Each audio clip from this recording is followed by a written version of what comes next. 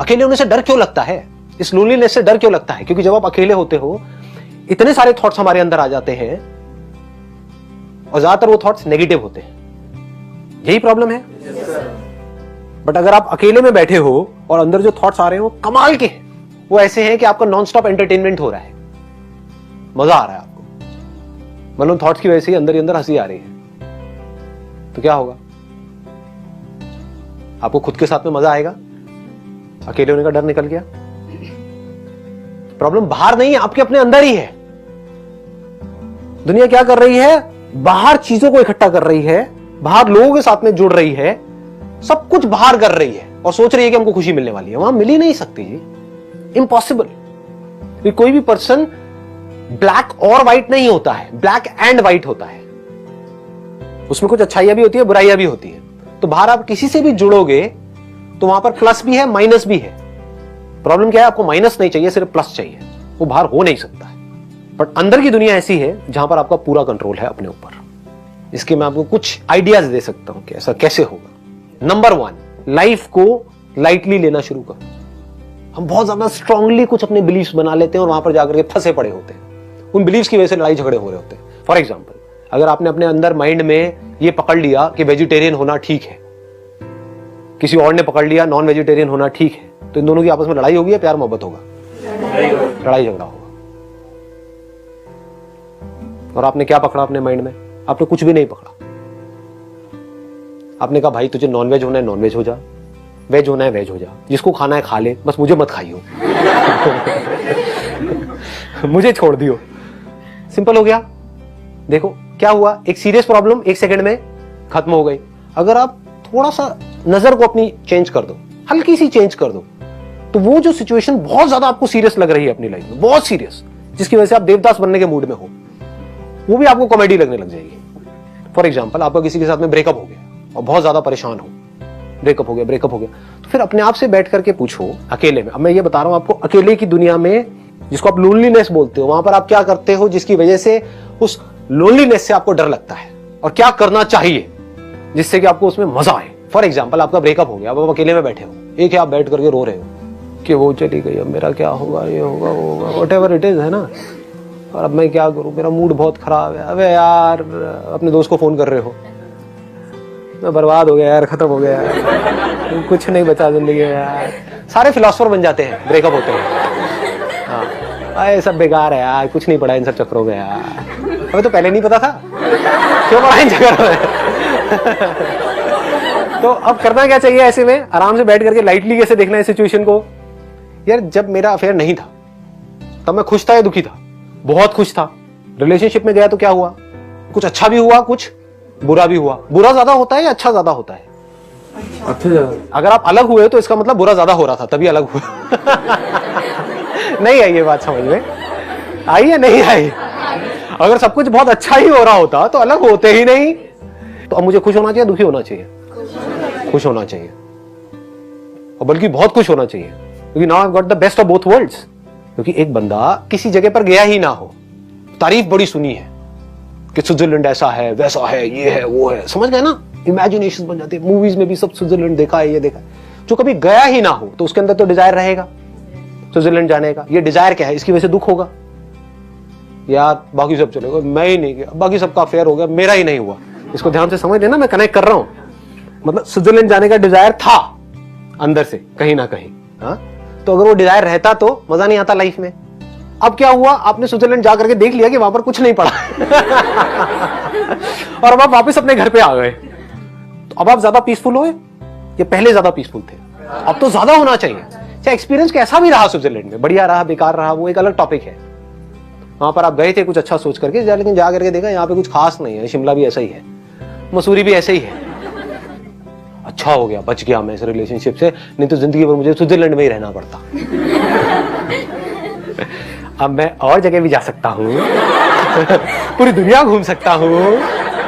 हाँ, इतनी कंट्रीज है, व्हाई नॉट? फिर पूरा घूम करके, पूरी दुनिया घूम करके फिर फाइनली डिसाइड करूंगा कि मुझे कहाँ सेटल होना है।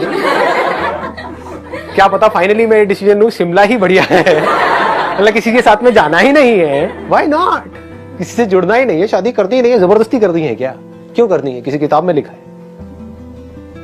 इट्स नॉट मैंडेटरी, हो सकता है, व्हाई नॉट। बट ये भी हो सकता है कि हाँ कहीं पर कुछ ऐसा आपको मिले, कोई एक ऐसी जगह मिले आपको, यार ये तो शिमला से बहुत बेटर है, ठीक है रहो। तो अगर आदमी ऐसे सोचने लग जाए, आदमी औरत दोनों, तो कमाल का कुछ हो सकता है माइंड के अंदर, फिर बड़ा मजा आता है लाइफ में। आप किसी भी सीरियस से सीरियस प्रॉब्लम को भी हंसी मजाक में उड़ा दोगे। ब्रेकअप मीन्स नॉट जस्ट के जहां पर एक गर्लफ्रेंड बॉयफ्रेंड है उनका ब्रेकअप हो गया है। ब्रेकअप का मतलब अगर सिंपल वे में बोला जाए, दिल का टूटना। दिल कब टूटता है? तब नहीं जब हम किसी को छोड़ते हैं, समझ गए ना। उसको भी लोग ब्रेकअप समझ लेते हैं, अरे वो ब्रेकअप थोड़ी, वो तो बढ़िया फन है। आपने उसको छोड़ा किसी और के लिए तो वो तो बढ़िया है, that is not breakup. Breakup मतलब आपका दिल टूट गया है। दिल कब टूटता है हमारा? जब हम किसी के साथ रहना चाहते हैं लेकिन उससे हम अलग हो जाते हैं किसी वजह से। उसने धोखा दे दिया, उसने ना बोल दिया, या हाँ हो जाता है कि मम्मी पापा ने, हाँ उसके माँ बाप ने मना कर दिया, या डेथ हो गई किसी की। ये सब आ गया ब्रेकअप के अंदर। और अगर इसको और ब्रॉड कर दिया जाए तो सिर्फ यही नहीं आया कि अगर आपने मेरे सेशंस को ध्यान से देखा होगा तो मैं कोई पर्टिकुलर चीज के बारे में बात नहीं कर रहा होता हूँ, करता हूँ एक चीज के बारे में, लेकिन पूरी लाइफ उसमें आ जाती है। मतलब लाइफ के हर एस्पेक्ट को हम उसमें कवर कर लेते हैं। तो ब्रेकअप मतलब सिर्फ यहां तक नहीं, दिल हमारा कब टूटता है, हमारा कोई डिजायर है, बर्निंग डिजायर है, ये हमको चाहिए चाहिए चाहिए, नहीं मिला, दिल टूट गया ना। हमने अपनी मर्जी से उस चीज को छोड़ा, चीज को या इंसान को, तो दिल नहीं टूटता है। जैसे अपना मोबाइल आपने पुराना एक्सचेंज कर दिया नए मोबाइल के लिए, तब दिल नहीं टूटता है। लेकिन आपके नए मोबाइल को कोई लेकर के भाग गया आपसे छीन करके, तो दिल टूट जाता है कि नहीं? तो ये ब्रेकअप है। या you want to say something? या इनको माइक। जो भी हम ये ब्रेकअप की बात कर रहे हैं, तो इसकी हम इवेंचुअली एक क्रक्स निकाल सकते हैं, that life becomes meaningless. And में इसको हम ऐसा कह सकते हैं। तो मैं जनरलाइज करके नहीं कह रही, what I have done is like other people also do it, कि दे बिकम राइटर्स, पोएट्स। तो वो एक नया डायमेंशन देता है माइंड को, जिससे ये सब सारा कोप अप करने में डेफिनेटली हेल्प मिलती है। Exactly, let's give a big hand for her. Please have this is something very interesting कि जब ऐसा कुछ होता है हमारे साथ में, तो उस टाइम पे क्या होता है, अंदर एंगर होता है, फ्रस्ट्रेशन होता है, बहुत कुछ होता है। तो एक एनर्जी होती है, और एनर्जी कभी पॉजिटिव या नेगेटिव नहीं होती है। Energy in itself is neither constructive not destructive. जैसे इलेक्ट्रिसिटी है, वो क्या है, कंस्ट्रक्टिव है, डिस्ट्रक्टिव है, डिपेंड करता है हम उसको कैसे यूज कर रहे हैं। तो अब अगर उस टाइम पे इस एनर्जी को हम कंस्ट्रक्टिव तरीके से यूज करें, ब्रेकअप मतलब क्या, दिल टूटना मतलब क्या, एक क्राइसिस सिचुएशन, बहुत बड़ी, और जितनी बड़ी क्राइसिस उतनी बड़ी एनर्जी। जैसे अगर डिस्कवरी नेट जो ये देखते हो आप लोग, तो उसमें कभी नोट किया है कि जैसे कहीं आप देख रहे हो एक पोलर बेयर है, उसका कोई बच्चा है, राइट, तो जब तक वो आराम से बैठे हैं तो बैठे हैं, लेकिन जैसे ही उसका बच्चा खतरे में होता है तो क्या होता है उसकी माँ की हालत। जैसे सामने से 4 भेड़िए आ रहे हैं, वो चारों को डिफीट करने लायक हालत में होती है उस टाइम पे, अकेली।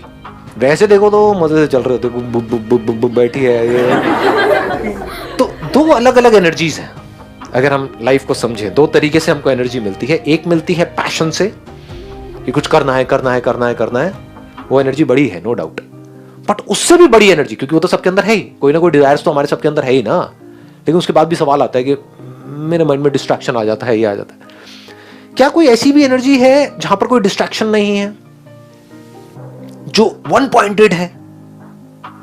क्योंकि हम किसी चीज को चाहते हैं तो वहां पर जो एनर्जी रिलीज होती है वो लिमिट में रिलीज होती है, वो थोड़ी रिलैक्स्ड एनर्जी होती है। जैसे if you are in a state of love, तो एनर्जी वहां पर भी होती है, बट बड़ी रिलैक्स्ड एनर्जी होती है।